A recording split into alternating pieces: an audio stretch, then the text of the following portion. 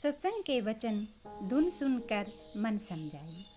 जब हम सभी मजहबों, कौमों और सारी दुनिया के मजहबी किताबों पर अपने ख्याल को रोककर विचार करते हैं तो यही पता चलता है कि हमारे और परमात्मा के दरमियान अगर कोई पर्दा है तो केवल मन का है।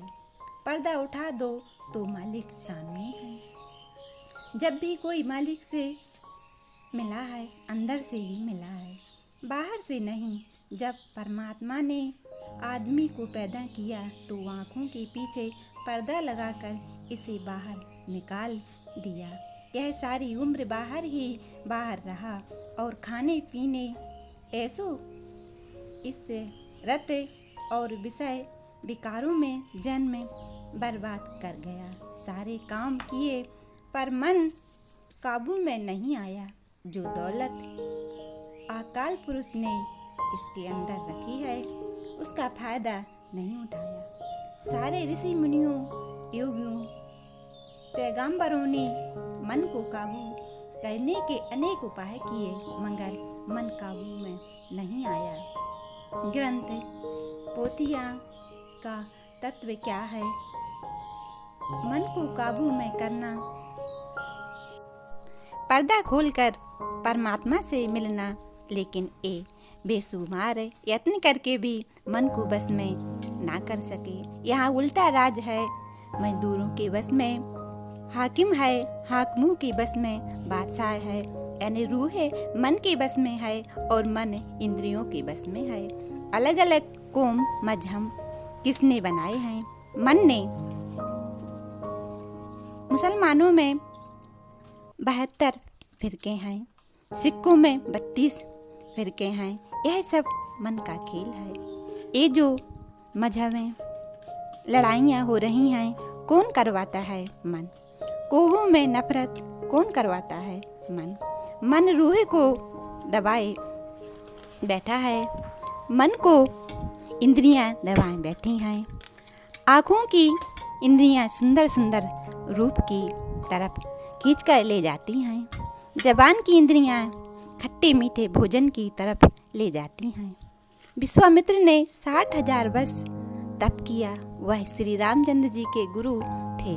मेनका परी पर मन आ गया और शकुंतला पैदा हो गई, जिसका तमाशा आप रोज सिनेमा में देखते हो। इसी तरह है और बड़े बड़े महात्मा, पीर, पैगंबर धोखा खा गए, मगर जो महात्मा धुर नाम पहुँचे हैं उनका जिक्र नहीं। मन को बस में करने की दवा आदमी के अंदर है। जहाँ जहर है वहाँ दवाई भी मौजूद है। जहर भी अंदर है और दवाई भी अंदर है। जितने महात्मा सचखंड या मकामे हक के पहुँचे हैं, वो चाहे हिंदू थे या सिख या ईसाई या किसी और मजहब के, सबकी कायामी का राज्य एक ही है कि इसके अंदर धुन है। वेद उसे नाद और ऋषि मुनि आकाशवाणी और उर्द गीत कहते हैं। मुसलमानों ने उसे कलमा, वागे, आसमानी और कालामे इलाही कहा है। गुरु नानक साहब उसे सच कहते हैं। सबके लिए एक ही चीज़ है, वह ईश्वर ने इसके अंदर रखी है। जब तक यह जीते जी नहीं मरता, नाम धुन नहीं मिलता। 6 चक्रों में लफ्ज ही लफ्ज है, नाम नहीं। जब 6 चक्रों को तय कर लिया तो नाम की लज्जत मिल गई। उस लज्जत को पाकर मन काबू में आ गया, इंद्रियां बस में आ गईं और काम, क्रोध, लोभ, मोह, अहंकार कैद हो गए। उस नाम को चाहे इसमें आजम कहो, नाथ कहो, आकाशवाणी कह दो, सबके लिए एक ही है। हमारी किताबें अलग अलग हैं, मगर नाम जिससे मुक्त होता है सारी दुनिया का एक ही है। जब मन ने धुन की लज्जत ली, अंदर रोशनी हो गई, पर्दा खुल गया, मालिक प्रगट हो गया।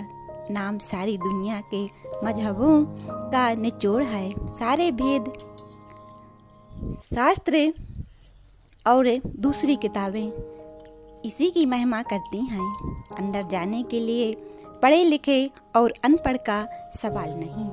मन को समझाने की अगर कोई दवा है तो एक शब्द धुन ही है।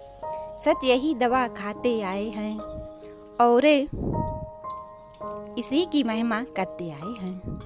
अब हुजूर स्वामी जी महाराज उस नाम की तरफ करते हुए कहते हैं कि जितने महात्मा मुसलमान, फकीर या और मजहबों के महात्मा सचखंड या मकामे हक में पहुँचे, इसी दवाई से ही जन्म मरण खत्म किया।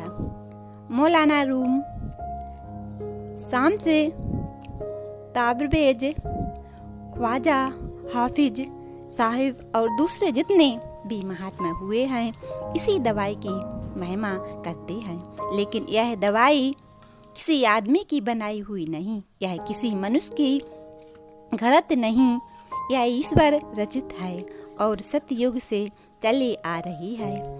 आज की नहीं, जब जब दुनिया भूल जाती है, वह अकाल पुरुष महात्मा को किसी न किसी मजहब में सचखंड से दुनिया में भेज देता है और वे 2, 4, 10 पीढ़ियाँ रहकर चले जाते हैं। नाम ना संस्कृत में है, ना अरबी में, ना फारसी, ना तुर्की, ना गुरुमुखी और ना किसी दूसरी जबान में। वहाँ लफ्ज़ कोई नहीं। अगर लफ्ज़ नहीं तो किताबें भी कोई नहीं। अगर कोई बड़े से बड़ा ग्रंथ है तो इंसान का वजूद है। बड़े से बड़ा मंदिर या मस्जिद इसका शरीर है। इसके अंदर मालिक ने कुल खजाना रखा हुआ है। केवल खजाना ही नहीं बल्कि खुद परमात्मा अकाल पुरुष इसके अंदर बैठा हुआ है। पहाड़ों पर जाने और वेद शास्त्र पढ़ने से कुछ नहीं बनता। जब तक नाम की लज्जत नहीं मिलती, मन काबू में नहीं आता। सारे मजहबों का नाम एक ही है। अगर सभी मजहब वालों इस बात को समझ ले तो सारे झगड़े फसाद मिट जाएं। आज की दुनिया में असल चैन हो जाए। कोटि जतन से यही नहीं माने, धुन सुन कर मन समुझाई।